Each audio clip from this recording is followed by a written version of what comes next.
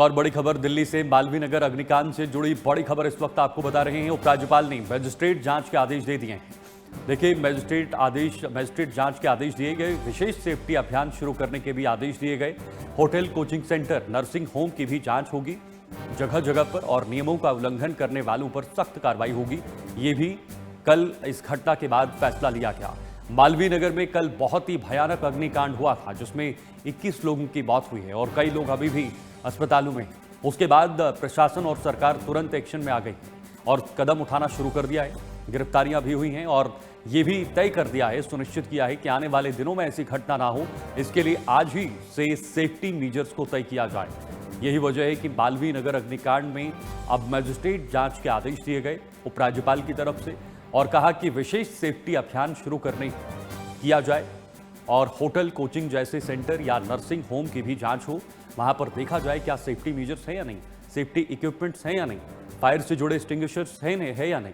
ये तमाम चीज़ें देखी जाएंगी। उनके पास कागजात है या नहीं, परमिशन है या नहीं, ये तमाम चीज़ें होती हैं।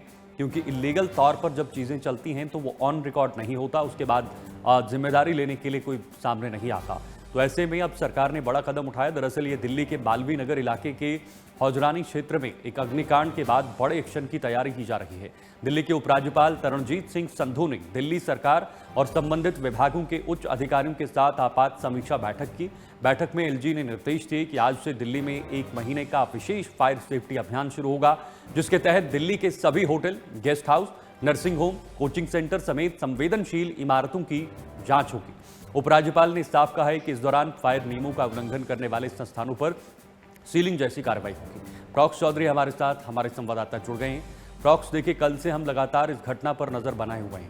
हालांकि ये बहुत बड़ा हादसा है, इसमें करीब 21 लोगों की मौत हो चुकी है, लेकिन उसके बाद ही भले सरकार जाग रही है और सरकार जो है वो कुछ निर्देश भी दे रही है। प्रॉक्स।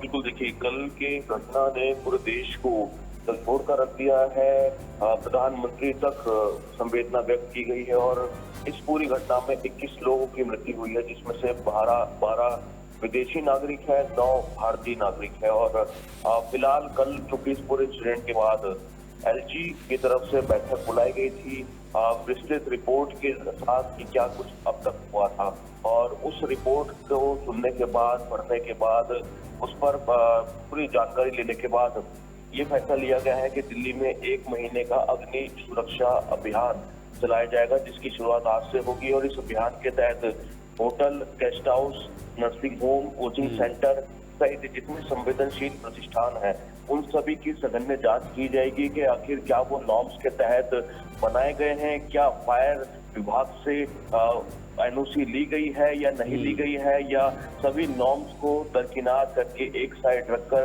और इस तरीके से संचालन किया जा रहा है। तो उसकी आज से जांच जो है शुरू की जाएगी और 1 महीने का पूरा ये प्लानिंग रहेगी। लेकिन अब इस मामले में कई चीजें बड़ा नाम लवकेश बजाज, जो कि इसका संचालक था और उससे दिल्ली पुलिस ने कल रात जब गिरफ्तार किया, पकड़ा, तो उसने पूरी कई घंटों की बात में बताया कि उसका जरूर ये होटल था और भी कई होटल है, लेकिन वो डायरेक्टली इसका संचालन नहीं कर रहा है। के लिए बिलिंग अकाउंट्स के लिए और अन्य रखरखाव जो होता है, मेंटेनेंस होता है, उसके लिए एक अन्य व्यक्ति को काम सौंप रखा था, जो कि अकाउंट से जुड़ा हुआ काम, मेंटेनेंस से जुड़ा हुआ काम, दैनिक संचालन जो होता हुआ काम देखता था और की उनको जानकारी नहीं थी। लेकिन इस बीच उसने ये भी माना है कि लवकेश बजाज के पास होटल के लिए कोई भी फायर ब्रिगेड से जुड़ी हुई एनओसी नहीं थी, नो ऑब्जेक्शन सर्टिफिकेट नहीं था। और इस बात को लवकेश बजाज ने माना है ताकि अब पुलिस जांच कर रही है। पुलिस लवकेश बजाज का जो एक और होटल है वहां पर भी पहुंची सुबह, वहां भी जांच की गई, वहां भी इसी तरह की खामियां पाई गई है।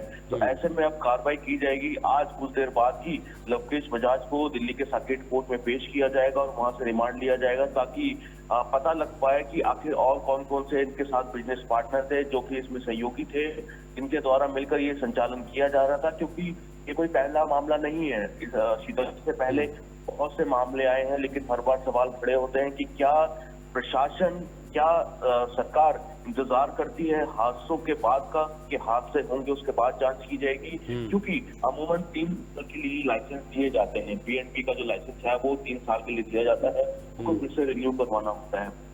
तो क्या हर साल गर्मी से पहले किसी भी, ना फायर ब्रिगेड की टीम के जरिए, ना नगर निगम के जरिए, ना किसी और विभाग के जरिए वहां जाकर चेकिंग अभी नहीं चलाई गई? यही कारण है कि इतनी बड़ी लापरवाही सामने हो गई।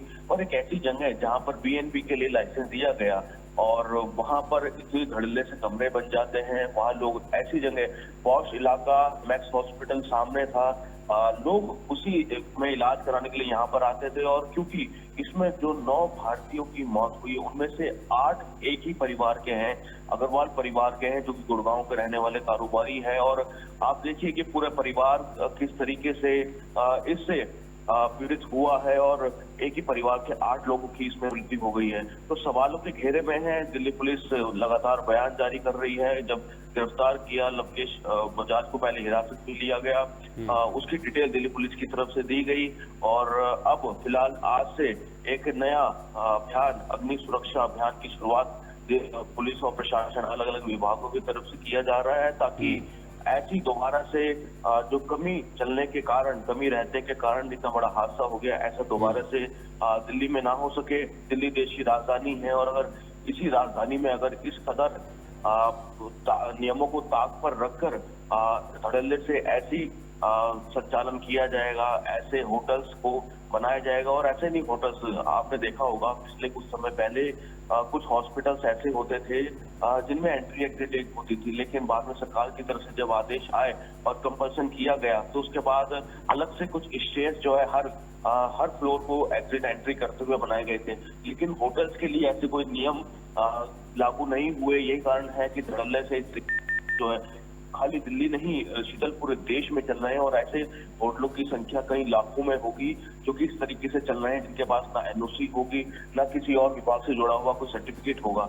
यही कारण है कि दिल्ली सरकार की तरफ से इस एक्शन लेते हुए, जैसे ही ये पूरी घटना हुई, इसके बाद तुरंत बैठक की जाती है और बैठक के अंदर अब संयुक्त जो अभियान है, सेफ्टी अभियान, फायर सेफ्टी अभियान, उसकी शुरुआत आज से होगी।